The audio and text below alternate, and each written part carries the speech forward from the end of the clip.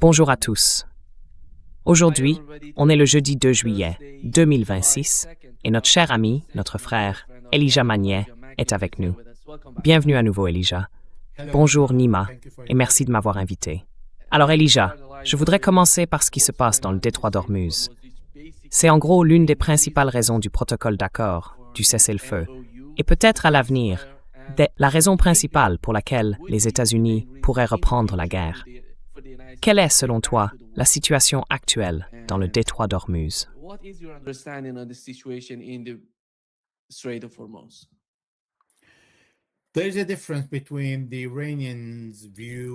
Il y a une différence entre la vision des Iraniens et celle des Américains.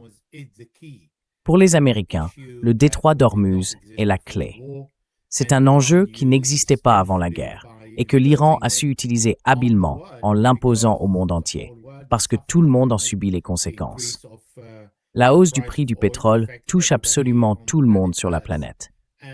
Et maintenant, les Américains, après avoir échoué avec les Israéliens à atteindre leurs objectifs, n'ont plus qu'une seule exigence, le détroit d'Ormuz. Pour l'Iran, ce n'est pas vraiment la priorité. C'est un moyen de pression. D'ailleurs, comme c'est écrit au paragraphe 5 du protocole d'accord que Donald Trump a signé en farsi et en anglais, il savait très bien ce qu'il signait et à quoi il consentait. C'est l'Iran qui contrôle le détroit d'Ormuz.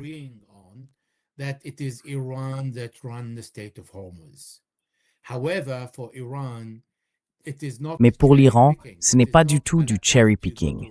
Ce n'est pas un menu à la carte. Vous savez, comme quand on va au restaurant et qu'on dit « bon, je prends ce plat-là, mais pas celui-là ». Là, on commence au paragraphe 1, mettre fin à la guerre sur tous les fronts, y compris au Liban. C'est là que les Américains ont échoué. Ils ont tout de suite levé le blocus du détroit d'Ormuz et demandé à l'Iran de gérer la situation dans le détroit parce que ça servait leurs propres intérêts. Maintenant, on peut dire qu'aujourd'hui, l'Iran vend 50 millions ou peut-être déjà 55 millions de barils de pétrole.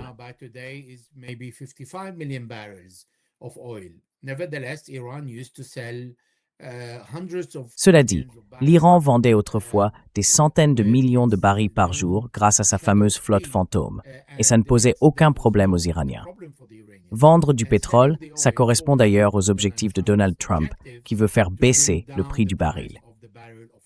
Donc, du point de vue iranien, rouvrir le détroit d'Ormuz ne leur apporte pas vraiment de bénéfices, même si c'est ce que souhaite Donald Trump, et que ça sert ses propres intérêts. L'Iran, lui, veut la libération de tous ses avoirs, son propre argent gelé dans plusieurs pays. Il veut aussi la fin de tout le processus de sanctions, et il veut être indemnisé. Mais surtout, l'Iran est prêt à tout faire exploser si la guerre au Liban ne s'arrête pas et si les Israéliens ne se retirent pas dans les 60 jours suivant le protocole d'accord. Dans ce cas, tout recommence à zéro.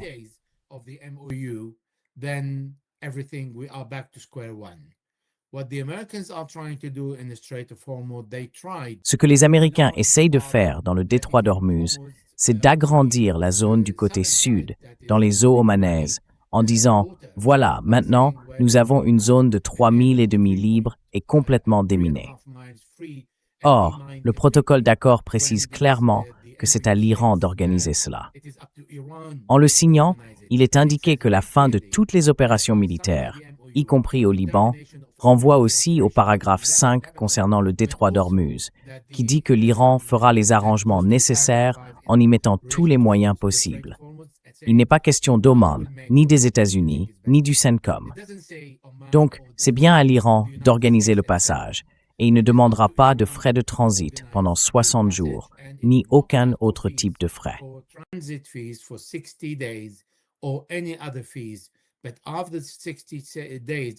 Mais après 60 jours, et pendant ces 60 jours, l'Iran va continuer à discuter avec Oman pour s'assurer qu'ils sont bien sur la même ligne, qu'ils partagent la même position, qu'ils parlent le même langage. Alors Oman a dit « Pas de frais, je ne demanderai pas de frais ». Parce que Oman a signé et ratifié la Convention des Nations Unies sur le droit de la mer de 1982. L'Iran, lui, ne l'a pas ratifié, même s'il l'a signé en 1982. Cependant, l'Iran dit je ne demanderai pas de frais de transit, mais je demanderai des frais de service. Et cela est prévu par le droit international.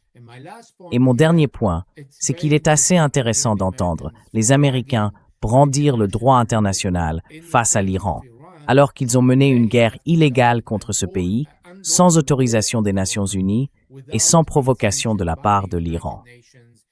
Et maintenant, ils veulent que l'Iran applique le droit international dans le détroit d'Ormuz, alors que ce problème n'existait même pas avant cette guerre.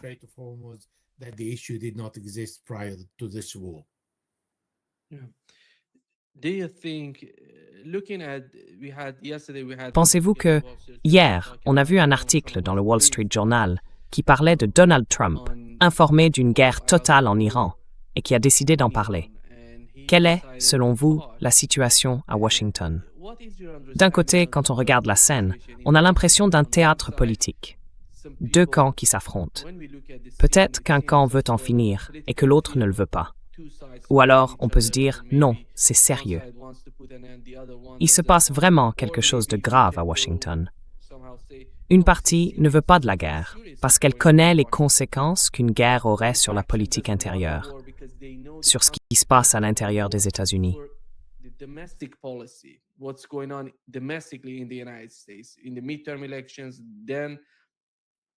Aux élections de mi-mandat, puis on aura l'élection présidentielle de 2028.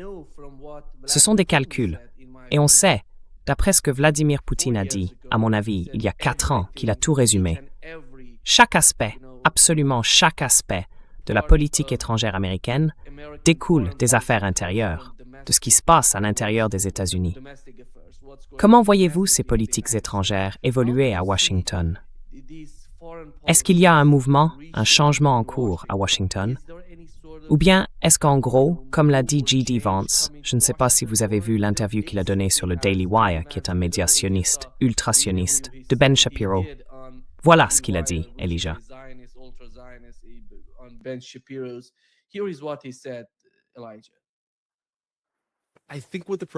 Je pense que ce que le président nous a demandé de faire, c'est d'utiliser ce protocole d'accord pour en quelque sorte relancer l'économie mondiale du pétrole, reconstituer certaines réserves et ensuite voir où on en est.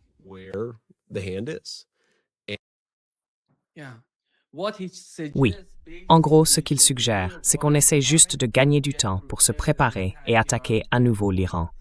C'est ce qu'on comprend de ses propos.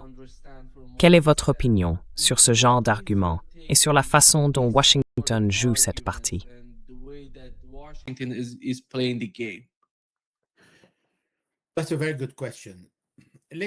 C'est une très bonne question.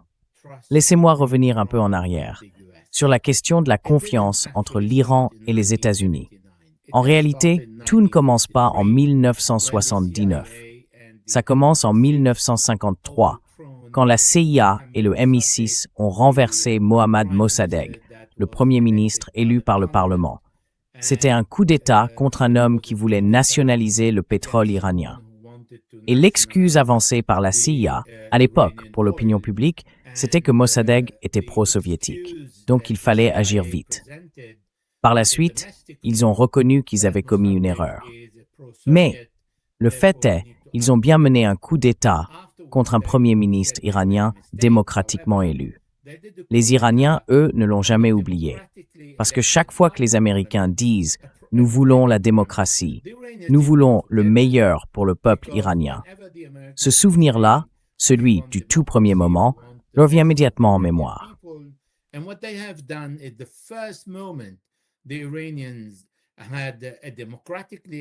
Les Iraniens avaient un premier ministre démocratiquement élu. On l'a simplement renversé et on a installé le Shah. Ensuite, il y a eu la SAVAK et tout ce que la SAVAK a fait subir au pays. Du côté américain, les États-Unis n'ont pas non plus oublié, en 1979, les 444 jours pendant lesquels les diplomates américains de l'ambassade ont été pris en otage.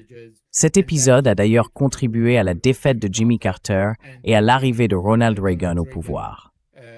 Donc ces deux événements, plus la guerre Iran-Irak, où les Américains ont soutenu l'Irak, tout comme les pays du Golfe, tout cela reste profondément ancré dans la mentalité des Iraniens mais aussi dans celle des Américains.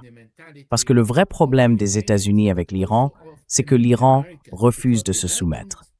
Et c'est là que tout a commencé, dès le tout début de la révolution de 1979.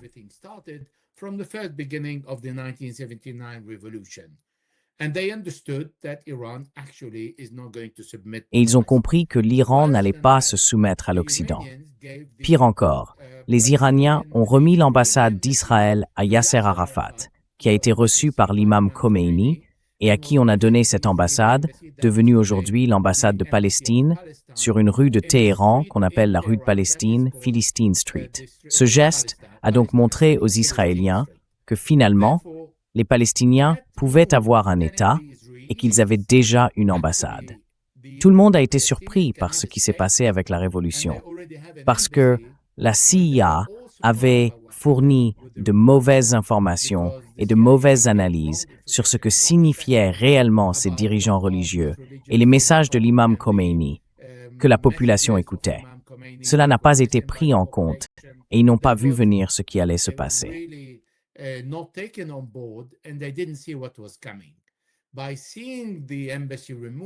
Quand on voit l'ambassade retirée, quand on regarde les objectifs de l'Iran, sa constitution, l'article 154, le soutien au peuple opprimé dans le monde, y compris les Palestiniens, les Libanais qui ont demandé l'aide de l'Iran en 1982, avec une délégation partie à Téhéran pour rencontrer l'imam Khomeini, qui a ensuite envoyé des Iraniens aider les Libanais à libérer leurs terres. Tout cela reste profondément ancré dans la mentalité des Américains et des Iraniens. Et puis, il y a eu l'attentat contre les casernes des Marines en 1983 au Liban, en même temps que celui contre les casernes françaises. Les Américains ont alors accusé les gardiens de la Révolution et le Hezbollah d'avoir agi ensemble. Ces événements ont laissé des traces. Je ne vais pas entrer dans les détails concernant le colonel Higgins, enlevé à Beyrouth en 1985-86, à la même période, ni sur l'attentat contre l'ambassade américaine au Liban. Mais tout cela a nourri cette animosité entre les deux pays. Nous avons eu cet avion iranien qui a été abattu par les États-Unis. Oui, 265 passagers ont été abattus et l'officier qui a fait tomber l'avion a reçu une médaille pour ce qu'il avait fait. Et George Bush, le père, a déclaré « Je ne présenterai jamais d'excuses ». Alors, tout cela, ajouté au refus de l'Iran de se soumettre aux diktats américains au Moyen-Orient, alors qu'à l'époque le Shah d'Iran était le gendarme du Golfe et du Moyen-Orient, ça a marqué un tournant majeur. Aujourd'hui, pour les Iraniens, si on prend l'exemple de Saïd Ali Khamenei, il ne voulait pas du JCPOA, mais il a dit au gouvernement, à Sheikh Hassan Rouhani et à Jawad Zarif, son ministre des Affaires étrangères, si c'est ce que vous voulez et que vous en assumez la responsabilité, allez-y. Mais comprenez bien que les Américains ne sont pas dignes de confiance. Et aujourd'hui, son fils, le Wali Faqih, a dit exactement la même chose au président Raisi et au chef du Conseil de sécurité nationale. Vous connaissez mon opinion, elle est exactement la même que celle de mon père. Je ne fais pas confiance aux Américains. Mais si vous insistez, assumez vos responsabilités, tout en défendant les intérêts de l'Iran. Si je dis tout cela, c'est justement à cause de cette absence de confiance.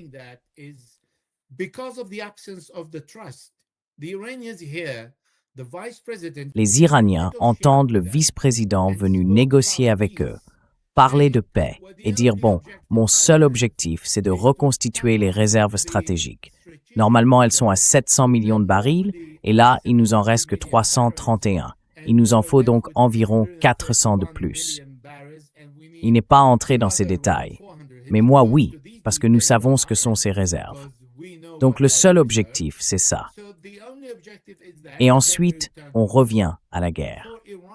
Pour l'Iran, il n'y a pas besoin de se creuser la tête pour se dire « Ah, ça c'est pour la politique intérieure » ou « Ça c'est pour nous » ou encore « Ça c'est pour l'Europe » et « Ça, c'est pour le reste du monde ».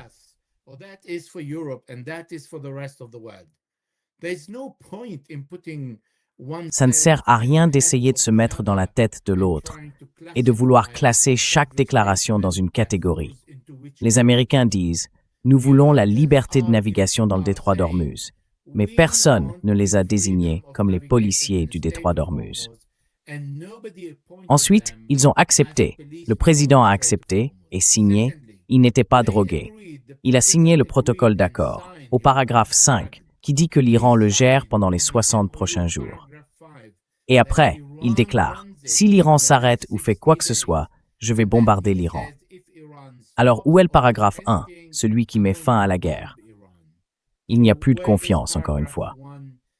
Troisièmement, l'Iran dit que les Américains avaient promis de verser 12 milliards de dollars aux Iraniens à la signature. Et maintenant, ils parlent seulement des 3 premiers milliards.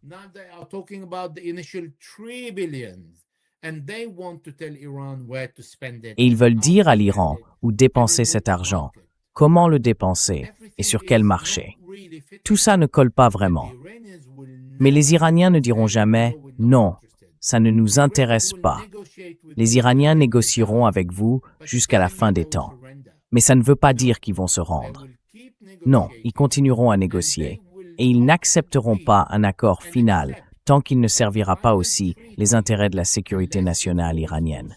Et ce que Van a dit dans la vidéo que vous avez diffusée, je l'ai entendu, tout le monde l'a entendu, c'était un scandale. Parce qu'il disait, en fait, quand on remplira nos réserves stratégiques, on ira en guerre.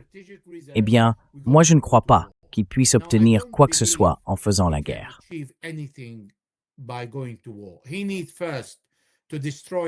Il doit d'abord détruire le Hezbollah, détruire l'Irak et toutes les forces de résistance, détruire le Yémen, puis revenir vers l'Iran. Mais même à ce moment-là, revenir vers l'Iran pour faire encore plus que ce qu'ils ont fait pendant 40 jours, et qu'Israël avant eux, en juin 2025, pendant 12 jours. Ils ont tout fait, au point d'avoir épuisé la liste des objectifs.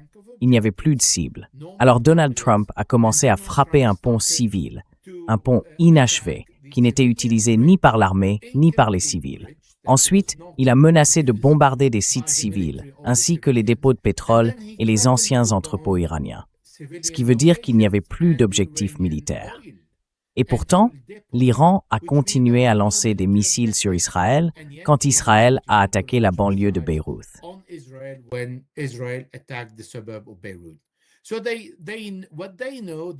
Alors voilà ce qu'ils ont fait. Ils ont bombardé. Ils ont mené 30 000 attaques contre l'Iran. Ils ont tout bombardé et ils se sont arrêtés parce que c'était fini, c'était terminé. Le régime en place est toujours là. L'Iran garde le contrôle. Il a ajouté le détroit d'Ormuz. La douleur, maintenant, touche tout le monde. Les pays du Golfe souffrent et en paient le prix, parce que l'Iran, selon l'article 33-14, a le droit de se défendre contre tout pays qui soutient l'agresseur, en l'occurrence l'Amérique. Les Américains ont découvert que toutes leurs bases avaient été complètement détruites ou gravement endommagées, comme ils nous l'ont dit eux-mêmes à travers leurs images satellites. Alors, qu'est-ce qu'ils peuvent faire de plus? Ils vont commencer à dire, bon, au lieu de 12 milliards, on vous donne 3 milliards, et ensuite on veut que vous achetiez notre soja, et puis ceci, et on va vous contourer ce que vous allez faire avec votre argent.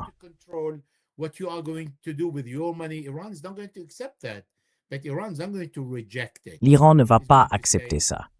L'Iran ne va pas non plus le rejeter. Il va dire, eh bien, on peut acheter quelque chose si le prix est bon.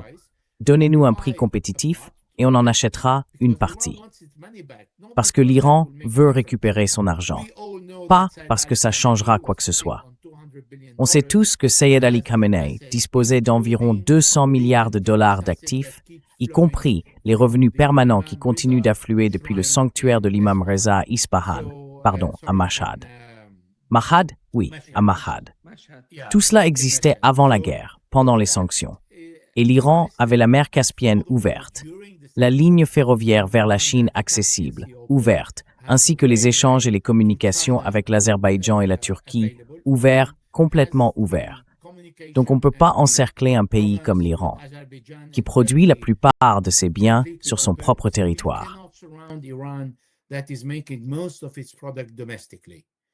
So this is the picture we have today. So Voilà la me, situation I aujourd'hui. don't think there's Pour going to moi, be war je ne pense pas qu'il y tomorrow, aura une guerre but demain. I think Mais je Iran crois qu'au after bout de 60 60 days jours, is l'Iran going va to be devenir very très serious sérieux à propos du about paragraphe 1, the du paragraph 4, 1, du 5, du paragraph 10 et du 4, 13, 5, en 10, disant où sont mes avoirs? and 13, Où est le retrait and des saying Israéliens du where are Liban? my assets? Où est le Where paiement are des the withdrawal of réparations? the Israelis from Parce que le Gaza? secrétaire Where général du are the CCG a dit on n'a payment aucune idée des of 300 the milliards damage? qu'on doit Because the verser à l'Iran. GCC Secretary General Personne ne said nous en a we parlé. have no clue about the C'est ce 300 que les million, Américains that se sont meaning engagés that à Iran never rembourser à told l'Iran us. en This is coordination what the avec les Americans pays were arabes pour engaged qu'ils to pay puissent back payer. to Iran Tout le to monde a entendu coordinate Trump le with the dire. Arab Mais countries les so Arabes they n'ont can pay jamais été everything. informés Trump officiellement said, par les but Américains the Arabs que said c'était à eux de le we were faire. not told Voilà où on en est officially by the aujourd'hui. Americans that this is what they have to deliver. So that's the situation today. Vous avez mentionné, avant d'attaquer l'Iran, qu'il fallait affaiblir ou détruire l'axe de la résistance, depuis le Liban jusqu'à l'Irak, puis jusqu'au Yémen. Quelle est selon vous la situation actuelle en Irak? En gros, le nouveau gouvernement essaie de mener une sorte d'opération pour révéler la corruption, pour lutter contre la corruption. Est-ce que cela a un lien avec ce que les États-Unis essaient de faire dans la région?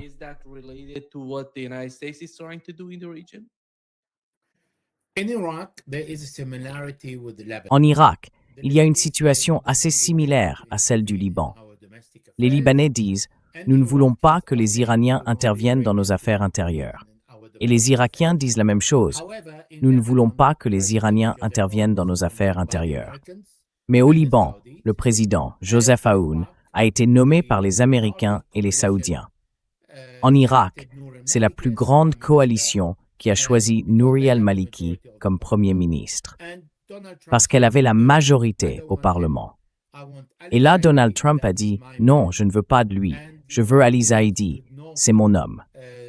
Les Irakiens n'ont pas pu ignorer Donald Trump, et ils ont fini par faire exactement ce qu'ils voulaient, pour une raison très simple. D'abord, toutes les recettes du pétrole irakien vont à la Banque fédérale américaine. Et le budget de l'Irak dépend à 90% du pétrole. Alors, on peut facilement imaginer ce qui arriverait à l'Irak s'il disait non à Donald Trump. What can happen to Iraq with the million of Avec les millions de fonctionnaires qu'il faut payer chaque mois, ils doivent bien recevoir leur salaire. Donc ce serait une autre forme de révolution à l'intérieur de l'Irak, à cause du manque d'argent. En réalité, ils sont pris à la gorge, pour le dire gentiment, par les Américains. C'est ça, le dictat américain. Les Américains ont bombardé l'Irak pendant cette guerre. Les Israéliens l'ont bombardé plusieurs fois aussi. Les Américains ont frappé les forces de sécurité irakiennes à la frontière avec la Syrie, à Karbala, à Jurf al-Sahar, qu'on appelle maintenant Jurf al-Nasr, à Bagdad, à Salah al-Din et dans d'autres endroits en disant que ces forces les attaquaient. Pourtant, ce sont des forces de sécurité irakiennes régulières. Et puis, les Américains ne veulent pas quitter l'Irak. Ils ont déplacé leur base vers deux endroits, l'aéroport d'Erbil et Harir, au Kurdistan, dans le nord du pays. Et pour cette raison, ils ne veulent pas partir. Ils estiment qu'ils sont très proches de l'Iran.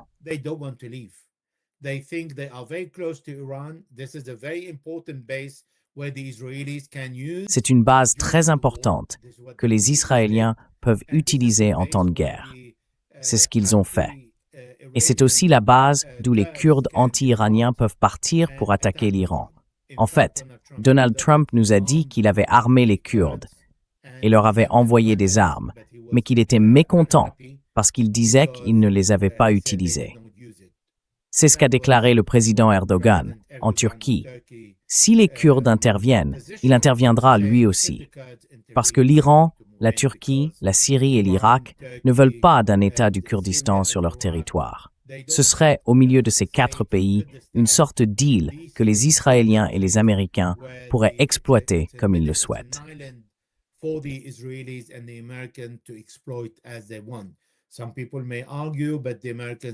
Certains diront peut-être que les Américains sont présents dans tous les pays arabes et du Golfe. Mais ce serait justement le moment où les Kurdes pourraient agrandir leur territoire, prendre une partie de la Syrie, redessiner toutes les frontières, prendre une partie de l'Irak, parce qu'en Irak, il y a le Kurdistan, et aussi une partie de l'Iran, puisqu'il y a un Kurdistan iranien au nord-ouest. Et la Turquie, elle, compte plusieurs millions de Kurdes qui veulent aussi leur indépendance.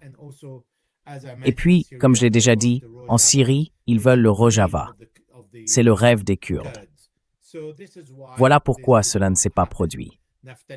Naftali Bennett, l'ancien Premier ministre israélien, a déclaré qu'il avait envoyé des milliers d'unités Starlink aux Iraniens pour qu'ils puissent communiquer et être guidés pendant les émeutes qu'ils pourraient déclencher à l'intérieur de l'Iran.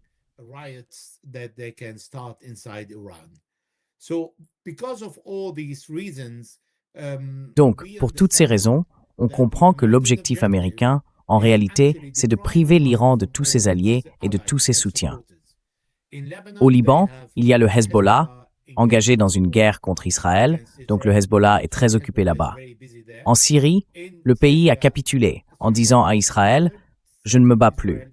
Israël occupe une partie du territoire syrien et la Syrie ne dit rien, elle ne tire même pas une balle. En Irak, c'est là que les Américains veulent que le nouveau Premier ministre, nommé par Donald Trump, applique l'ultimatum donné jusqu'au 30 septembre pour que toute la résistance irakienne remette ses armes.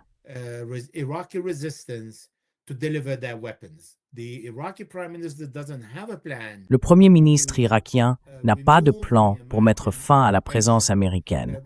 Enfin, pas vraiment une occupation, puisque c'est le gouvernement lui-même qui demande le maintien des Américains. Mais en Irak, il y a encore des soldats américains, et la majorité de la population ne les soutient pas. Ils ont des bases militaires, alors même que le Parlement, en janvier 2020, après que Donald Trump a fait assassiner Abu Mahdi al-Muhandis et le général Qassem Soleimani, avait demandé leur départ. C'est pour ça qu'il y a aujourd'hui un vrai désaccord entre les Irakiens sur la présence américaine. Mais il n'y a pas de conflit interne entre Irakiens eux-mêmes à ce sujet. La question porte surtout sur la présence des Américains et sur le désarmement des forces de sécurité irakiennes et de la résistance. Les Américains demandent même le désarmement du Hashd al-Sha'bi, une force pourtant placée directement sous l'autorité du Premier ministre. Eux estiment que le Hashd al-Sha'bi est loyal à l'Iran et qu'il devrait donc être complètement démantelé.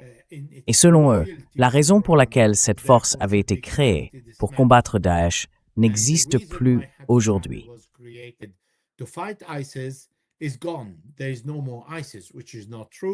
Il n'y a plus de Daesh, dit-on. Mais ce n'est pas vrai, parce qu'on voit bien qu'il mène encore au moins 4 à 6 attaques par semaine en Syrie et en Irak. Et puis, le Yémen, ce dernier point, le Yémen. L'Iran avait déclaré pendant la dernière guerre que le détroit d'Ormuz ne serait pas le seul passage maritime à être fermé, mais aussi Bab el-Mandeb, la mer Rouge et la Méditerranée. En disant cela, l'Iran laissait entendre qu'il avait d'autres plans pour Bab el-Mandeb. Et justement, ces derniers jours, on a vu des mouvements des groupes pro-saoudiens et pro-émiriens en direction de Sanaa, se préparant à une guerre contre Ansarullah. Aujourd'hui encore, des sanctions pèsent sur le Yémen. Et le Yémen n'utilise pas Bab el-Mandeb comme moyen de pression, comme le fait l'Iran, pour faire lever ces sanctions. Mais je pense qu'après le détroit d'Ormuz, le Yémen sera le prochain à dire « Si vous ne levez pas les sanctions, je ferai exactement la même chose. » Et c'est bien cela que redoutent les Américains. Mais pour l'instant, le premier objectif, c'est de démanteler tous les alliés de l'Iran et d'isoler complètement l'Iran.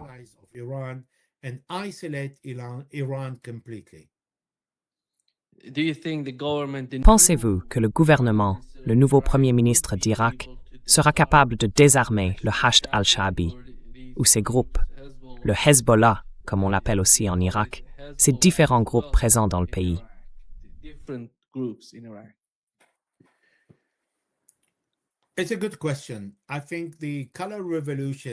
C'est une bonne question. Je pense que la révolution de couleur a en fait commencé en 1953, quand la CIA a mobilisé l'armée, les médias, la population et la religion contre Mossadegh avant de le renverser. C'est une campagne de propagande, une sorte d'entraînement pour apprendre aux gens quoi dire et quoi faire, afin de justifier la destitution d'une personne ou de s'opposer à quelqu'un dans le pays. Ça a été fait en 2000, en Géorgie, au Kirghizistan, en Ukraine. Et ça peut très facilement être refait en Irak, parce que ça a déjà été testé en 2019 contre le Premier ministre Adel Abdelmahdi, qui voulait conclure des accords avec la Chine et échanger des plans de reconstruction contre du pétrole irakien. Ce qui revenait en fait à sortir la vente du pétrole du système du dollar.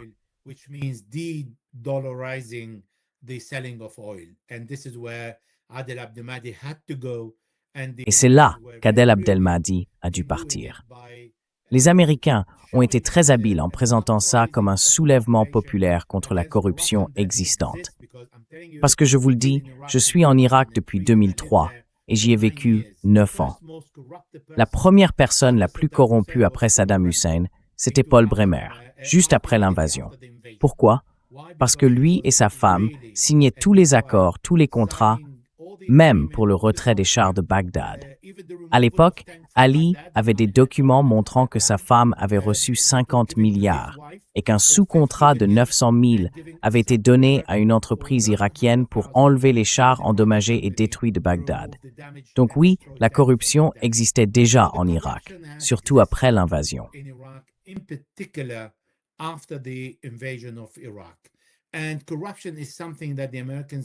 Et la corruption, c'est quelque chose que les Américains adorent voir dans un pays.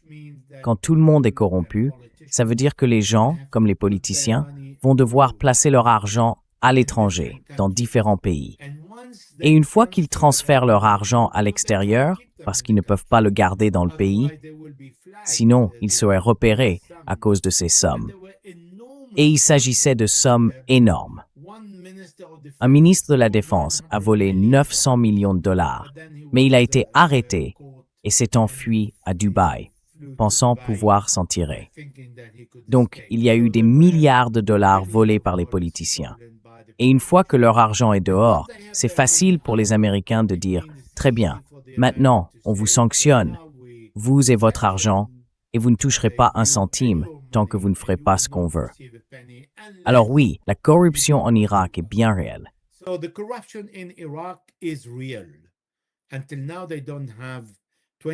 Jusqu'à présent, ils n'ont toujours pas d'électricité, 24 heures sur 24, fournie par le gouvernement, alors que ce projet coûterait moins de 20 milliards de dollars.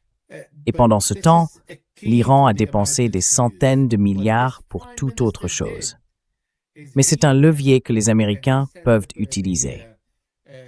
Ce que ce Premier ministre a fait, c'est qu'il a envoyé les forces spéciales arrêter des responsables politiques iraniens importants, des députés, le directeur général du département du pétrole et plusieurs responsables d'institutions où ils avaient accumulé des dizaines de millions de dollars sous différentes formes, en liquide, en or, en tout. Et il s'est présenté comme le champion de la lutte contre la corruption. Tout le monde l'adore.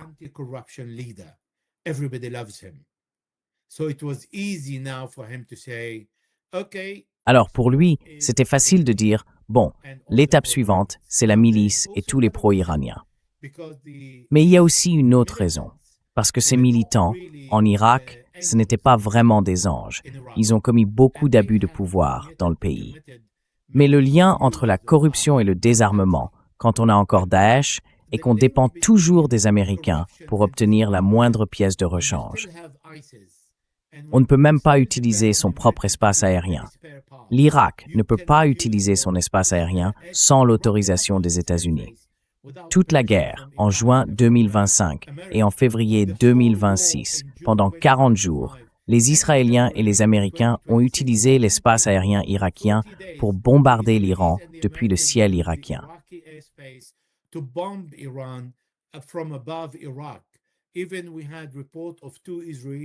Nous avons même eu des rapports faisant état de 2 bases israéliennes dans le désert d'Irak, près de Neheb, à la frontière avec l'Arabie saoudite. Elles ont été démantelées et détruites, retirées dès qu'elles ont été découvertes. Donc l'Irak est entièrement sous le contrôle de l'armée américaine. Il n'a plus aucune souveraineté. Alors comment peut-on aller donner aux Américains ce qu'ils veulent en pensant que cela pourrait en réalité soutenir l'Iran? Parce que certains de ces groupes ont effectivement soutenu l'Iran pendant cette guerre et ont attaqué les bases américaines. Pour les Américains, c'est ça l'objectif, et l'Irak est en train d'aller dans le sens de leur offrir ce qu'ils veulent.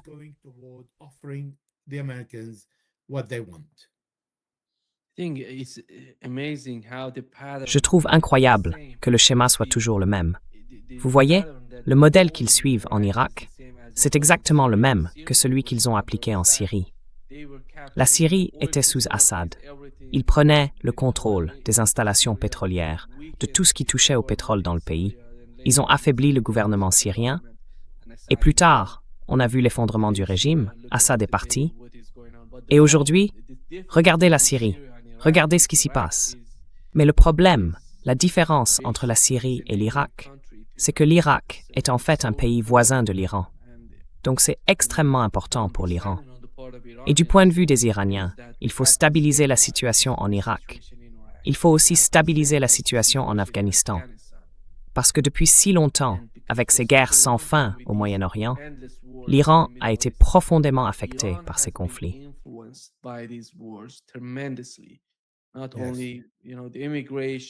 Ce n'est pas seulement la question de l'immigration, ni les problèmes qui viennent de l'autre côté de la frontière. Ce sont des problèmes fondamentaux pour l'Iran, des préoccupations majeures pour les Iraniens. Mais au-delà de ça, tout tourne autour des actes de résistance. Si on revient au Liban, qui est très important en ce moment, on voit une différence entre le président du Liban et apparemment sa volonté de pousser le général Haïkal à s'opposer au Hezbollah. Comment comprenez-vous ces divergences qui apparaissent au sein du gouvernement libanais? Est-ce que ce n'est pas lié au Hezbollah? Parce que le président, semble-t-il, essaie de forcer l'armée, qui, si je ne me trompe pas, est composée à environ 50% de chiites, à se retourner contre le Hezbollah.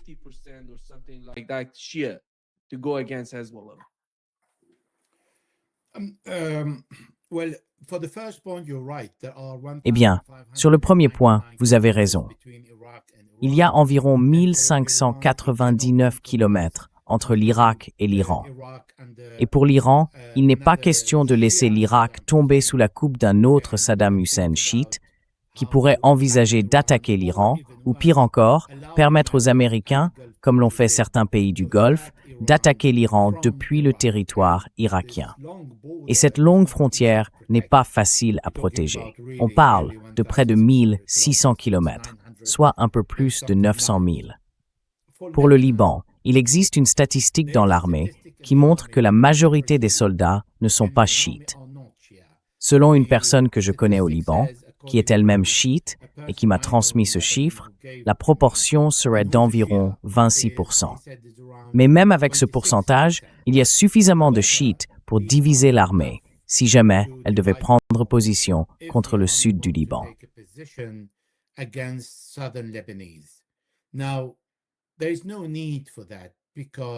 Il n'y a pas lieu de faire ça, parce que les chiites sont opposés à l'accord conclu par le président Joseph Ronde, qui a pris cette décision tout seul, sans consulter ni le gouvernement ni le Parlement.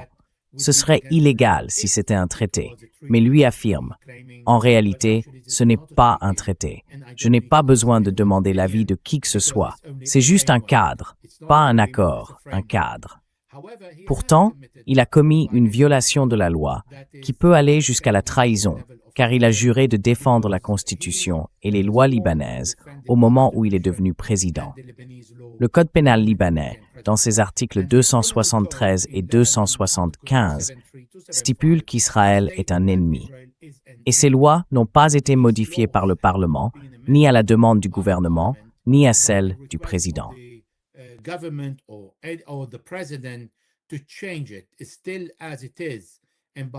C'est toujours la même chose. Et en ordonnant des négociations directes avec les Israéliens, il a violé la loi libanaise. Déjà, ce cadre a échoué avant même de commencer, parce qu'il n'a jamais été appliqué. Les Israéliens ont dit « on va commencer par 2 zones pilotes » et ils ont choisi 2 villages qu'ils n'occupent pas. Puis ils ont dit « ah, on s'est trompé ». And then they say, oh, we made a mistake. Let's select a third one that is out of the... Choisissons-en un troisième, qui soit aussi en dehors de leur zone d'occupation. Ils ont dit, nous avons choisi 3 villages que nous n'avons pas pu contrôler, pour que vous veniez les contrôler, pour que l'armée libanaise y entre. Mais l'armée libanaise a répondu, je ne vais pas faire le policier pour les Israéliens, les aider et les sauver en occupant une zone qu'ils n'ont pas réussi à prendre, parce qu'ils pensent que la résistance libanaise y est très forte. Et avec 5 divisions, les Israéliens n'ont pas réussi à l'occuper.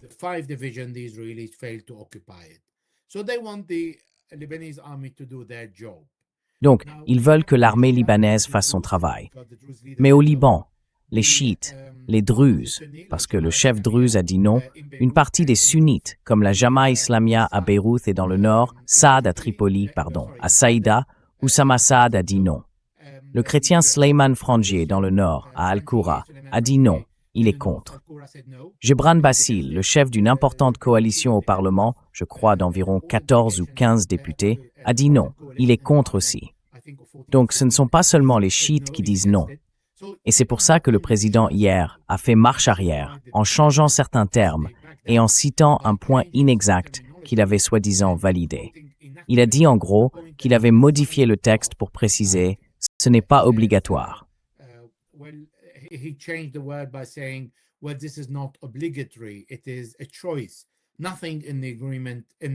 C'est un choix.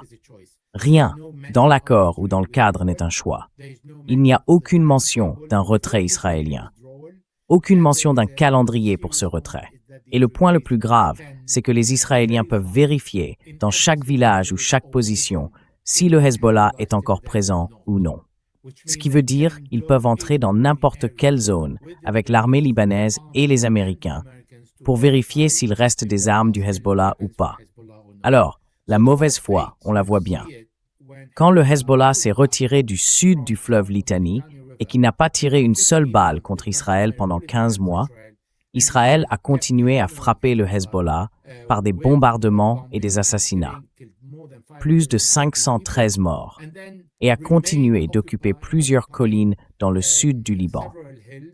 Ils sont passés de 5 à 6, puis à 7 positions, et ils ont détruit des maisons civiles dans les zones qu'ils occupaient.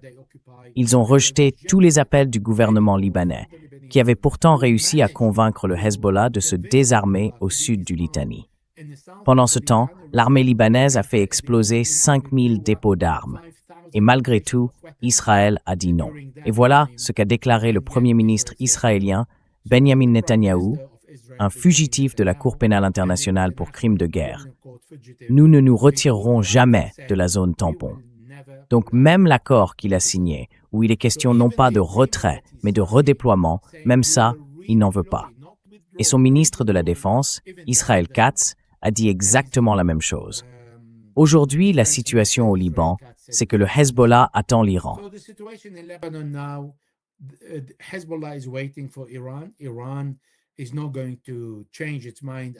L'Iran ne changera pas d'avis sur la fin de l'occupation israélienne au Liban, parce que, dans les paragraphes 1 et 13, l'Iran parle de la souveraineté du territoire libanais. Et la souveraineté, ça veut dire le retrait complet des Israéliens, sur terre comme en mer. Parce que Israël a pris le champ pétrolier de Cana, qui devait être exploité par plusieurs compagnies, ce qu'on appelle le bloc 9. Et Israël a déclaré qu'il allait l'occuper, en plus de la zone tampon. C'est pour cette raison que pour l'instant, le Hezbollah ne tire pas sur les Israéliens. Il attend la fin des 60 jours. Et si, après ces 60 jours, les Israéliens rejettent la signature de Donald Trump sur l'accord et que l'Iran maintient sa position en refusant de renouveler le paragraphe 1, alors le Hezbollah reprendra la confrontation avec les Israéliens sur le territoire libanais occupé.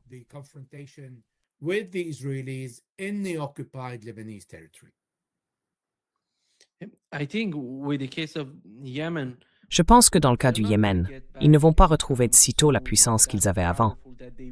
Parce qu'on a eu cette coalition, une sorte de coopération entre les États-Unis d'un côté et 2 pays du CCG, l'Arabie saoudite et les Émirats arabes unis, contre le Yémen. Vous vous souvenez de la manière dont ils ont procédé? Ils ont tout utilisé pour détruire pendant 6-7 ans. C'était énorme d'ailleurs.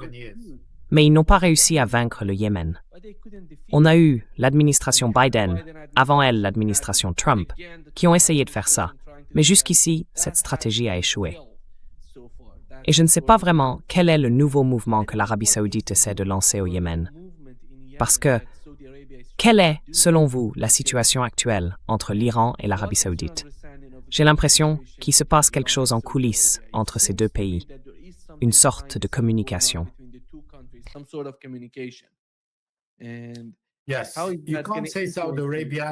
Oui, on ne peut pas dire que c'est l'Arabie saoudite au Yémen, c'est plutôt l'Amérique au Yémen. Parce que les Saoudiens, eux, ils ont tenté leur chance avec les Yéménites et ils ont échoué. Vous voyez, l'Arabie saoudite a essayé, selon le prince Mohammed Ben Salman, de déplacer la guerre vers l'Iran. C'est ce qu'il a dit, ce ne sont pas mes mots. Dans une interview publique, il a déclaré « Nous allons déplacer la bataille à l'intérieur de l'Iran ». Il a essayé et il a échoué. Ce qui s'est passé, c'est que les Irakiens ont organisé plusieurs rencontres entre l'Arabie saoudite et l'Iran, et les Chinois ont réussi à obtenir un accord entre les deux pays. Cependant, cette guerre commence en juin 2025 et en février 2026. Et ce qui s'est passé, c'est que Donald Trump nous a dit que tous les aéroports, toutes les bases et toutes les installations des pays du Golfe avaient été utilisées.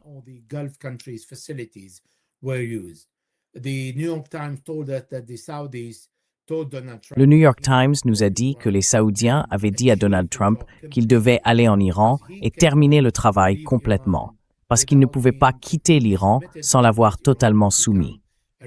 Sinon, l'Iran deviendrait une puissance régionale, ce qui est le cas aujourd'hui. L'Iran est devenu une puissance régionale parce qu'il n'a pas cédé. Ensuite, on a les pays du Golfe qui ont participé à cette guerre, selon le général Kane, qui a déclaré que nous avions combattu côte à côte avec tous les États arabes et du Golfe contre l'Iran. Il y a eu des aveux clairs ou des fuites d'informations sur la participation des Émirats arabes unis à la guerre dès le premier jour où l'Iran a été bombardé. À cause de cela, et parce que l'Iran n'a pas été vaincu, les Arabes se retrouvent aujourd'hui face à une nouvelle situation. Ils font face à un Iran qui est une puissance régionale et qui dit « c'est moi qui décide ».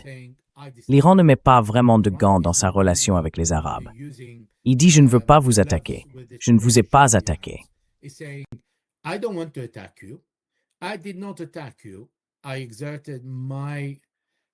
J'ai exercé mon droit de me défendre, conformément à l'article 51 de la Charte des Nations Unies. J'ai le droit de me défendre. Selon l'article 33.14, vous avez donné votre territoire aux Américains. J'ai donc le droit de vous attaquer. Mais maintenant, vous voyez que j'ai survécu. Alors, si vous voulez qu'on vive dans un état de paix, il faut s'assurer que vous ne donnerez plus votre territoire aux Américains. Mais les Américains disent, qu'ils le veuillent ou non, nous allons utiliser leur territoire.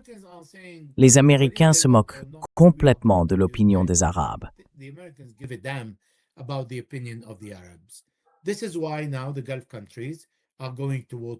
C'est pour ça qu'aujourd'hui, les pays du Golfe se tournent vers la Turquie, le Pakistan et l'Iran, en disant « Eh bien, mettons-nous d'accord, trouvons un accord sur la sécurité dans la région, parce qu'il faut régler ça.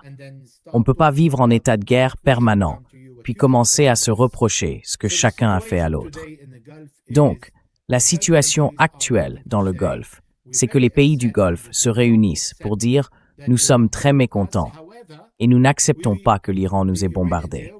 Mais la géographie de l'Iran est là. L'Iran ne va pas disparaître. Il est là, juste en face de tous les pays arabes. Et ils doivent vivre avec, tout comme l'Iran doit vivre avec eux. C'est là qu'un accord mutuel, où aucun pays n'attaque l'autre, et inversement, devient essentiel. Et aujourd'hui, les Arabes en prennent conscience. Dans le passé, ils pensaient pouvoir être protégés par les Américains. C'est pour ça qu'ils ont apporté leur plus grand soutien à l'Amérique en vendant leur pétrole en dollars. Eh bien, ça va changer.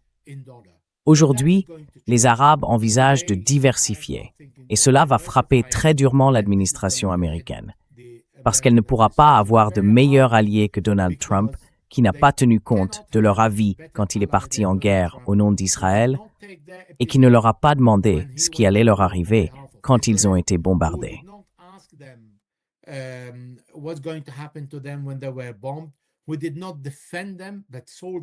Nous ne les avons pas défendus, mais nous leur avons vendu tous les systèmes de défense antimissiles dont ils avaient besoin pour se défendre eux-mêmes contre les missiles iraniens qui visaient les bases américaines. Franchement, on ne peut pas faire pire que ça, Alais. Mais ils ne peuvent pas s'opposer à lui. Sinon, on aura une nouvelle révolution de couleurs dans chaque pays du Golfe, où l'Amérique brandira les droits de l'homme et la démocratie devant toutes les monarchies. Et là, ces dernières diront d'accord, qu'est-ce que vous voulez? Au tout début du mandat de Donald Trump, ils lui ont donné 3 200 milliards de dollars pour gagner ses faveurs, et ça n'a pas marché. Il a quand même continué à considérer Israël au-dessus de tous ces pays.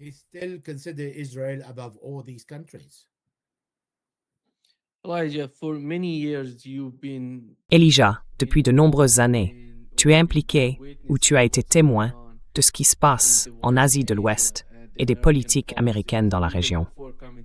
Avant cette émission en direct, tu parlais de la guerre en Irak, de celle en Afghanistan et même de la guerre Iran-Irak.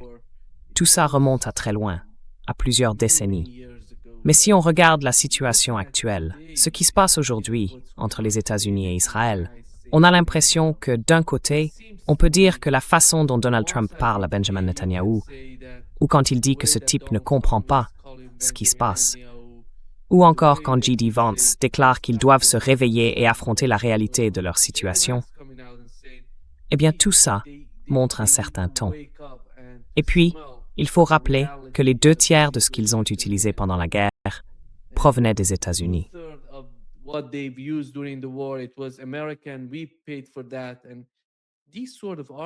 On a payé pour ça. Et ce genre d'argument, il n'existait pas avant le début de cette guerre. Il se passe quelque chose d'important. Je ne parle pas d'une sorte de rupture entre Israël et les États-Unis. Les États-Unis vont soutenir Israël pour toujours, à mon avis. Mais il se passe quelque chose de profond au sein de l'establishment américain. C'est la fin. C'est le maximum qu'on pouvait faire pour Israël, cette guerre contre l'Iran. Et regardez le résultat. Vous savez, c'est comme ça que Robert Kagan parle de la guerre. Ce type, il n'est pas du tout contre Israël. Il soutient totalement Israël. Il a soutenu, vous savez, la guerre contre l'Iran.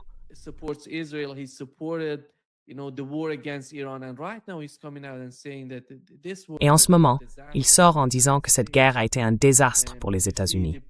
Et on voit d'anciens responsables politiques, comme Jake Sullivan par exemple, dire que c'est la fin, que voilà ce qui s'est passé, que c'était le pire scénario possible pour les États-Unis, pour leur influence dans la région. D'un côté, on peut dire que les États-Unis soutiennent Israël sans vraiment prendre en compte les autres paramètres dans la région.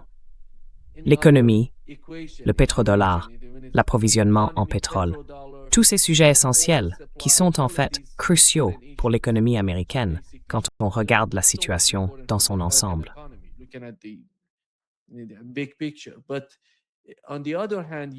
Mais d'un autre côté, si on choisit de soutenir totalement Israël, il faut alors ignorer, vous avez mentionné les pays du Golfe, il faut ignorer vos alliés en dehors de la région, au Japon, en Corée du Sud, vos alliés en Europe. En gros, il faut tout sacrifier pour soutenir Israël dans ses guerres continues au Moyen-Orient. C'est le résultat jusqu'à présent. Alors, à quel point cette différence qui semble se former ou se reformer entre les États-Unis et Israël est-elle profonde? Est-ce qu'il y a vraiment quelque chose là-dessous? Ou est-ce que tout ça n'est qu'une illusion, une sorte de théâtre politique? Moi, je ne pense pas que ce soit du théâtre politique. Quelle est votre lecture de la situation?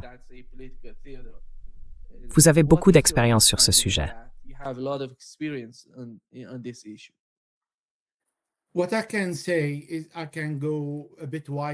Ce que je peux dire, c'est que je peux élargir un peu le propos. Et je dirais que de toutes les guerres que j'ai couvertes jusqu'à aujourd'hui, j'en ai tiré quelques enseignements importants. Quand je travaillais comme correspondant de guerre sur le terrain, j'ai couvert l'invasion israélienne, la guerre Iran-Irak, la guerre civile au Liban, la guerre en Iran, la guerre du Golfe, les deux guerres du Golfe, la guerre en Yougoslavie et dans l'ex-Yougoslavie, notamment 2003 en Libye et Ancien Thing. In Libya, in Syria. Alors, toutes ces guerres, il y a aujourd'hui quelques points essentiels qu'on n'avait pas à l'époque. Ils se sont développés et ça fait une énorme différence dans les résultats, y compris avec ce qui s'est passé le 7 octobre. D'abord, on a Internet et les réseaux sociaux. On peut y voir tous les crimes israéliens, souvent publiés par les Israéliens eux-mêmes, qui se vantent de démolir des maisons, de tuer des Palestiniens, de bombarder Gaza, ou même d'offrir un cadeau d'anniversaire à l'enfant d'un officier israélien en faisant exploser 3 immeubles à Gaza, là où ils ont commis des atrocités. Tout ça, aujourd'hui, tout le monde peut le voir. Et ça, on ne l'avait pas pendant les 35 dernières années de guerre. Ensuite, jamais Israël n'avait autant perdu le contrôle du récit, ni été autant détesté pour ses actions. Attention, je parle bien des Israéliens, pas des Juifs. Israël a perdu le récit.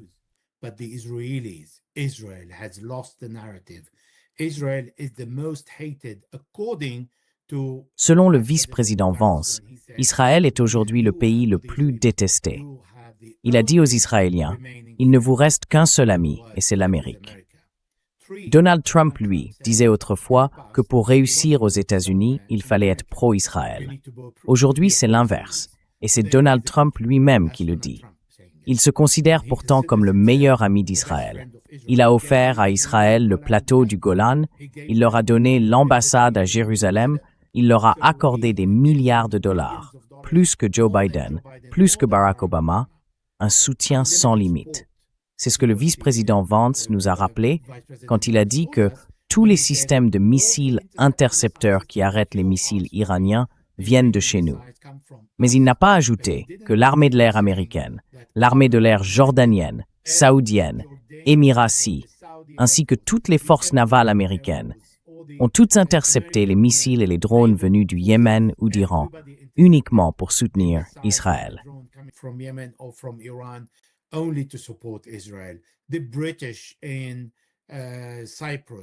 Les Britanniques à Chypre, la base qu'ils ont installée en Grèce, tout ça a été au service d'Israël. Et pourtant, Israël a échoué. Et l'autre point que je voudrais souligner, c'est qu'on a assisté à la chute de l'Empire américain.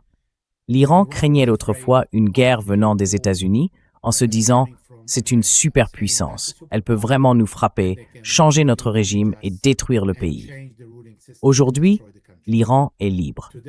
Il s'est libéré de cette peur. Avec la guerre qui lui a été imposée, l'Iran a révélé la vulnérabilité et les limites des forces militaires américaines.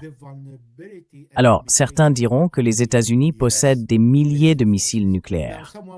Mais la Russie aussi en a des milliers, et pourtant elle n'arrive pas à s'imposer en Ukraine. Donc, on ne parle pas ici de capacité nucléaire. Israël a des missiles nucléaires, mais les posséder et les utiliser, ce sont deux choses bien différentes.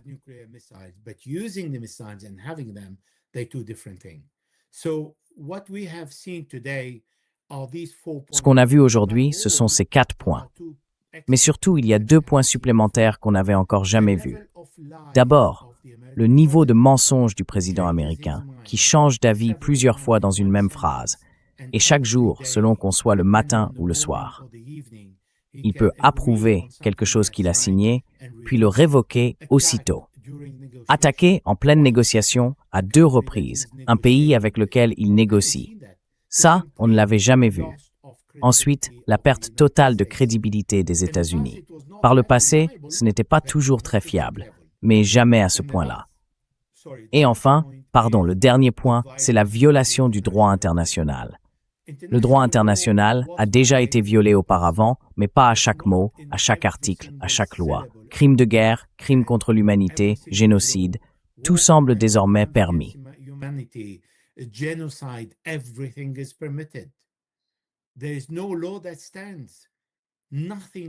Il n'y a aucune loi qui tienne, rien que vous puissiez dire.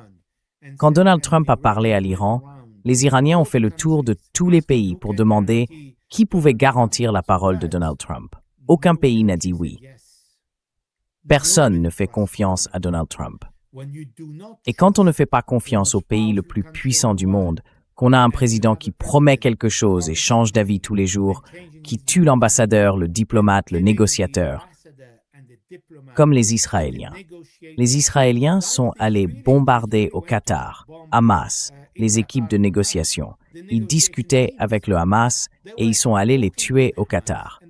Quelle différence entre ce qu'a fait Donald Trump et ce qu'a fait Israël? En réalité, ils font exactement la même chose. Ça, on ne l'avait jamais vu avant. Il y avait déjà un peu de tout ça, oui, mais pas à ce niveau-là.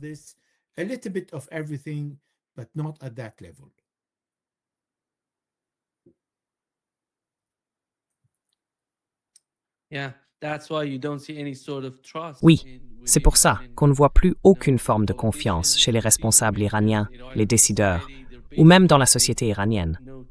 En gros, ils disent non à tout. Et ils ne...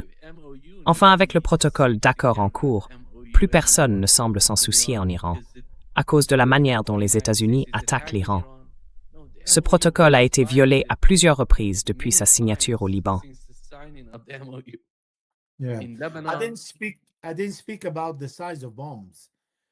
Je n'ai pas parlé de la taille des bombes. Pendant les premières guerres, on pensait à l'artillerie israélienne, aux obus de 120 mm, aux mortiers de 60 mm. On parlait alors de quelques grammes d'explosifs. Aujourd'hui, on parle de 900 kilos d'explosifs dans chaque bombe. Ça aussi, on ne l'avait jamais vu auparavant, oui.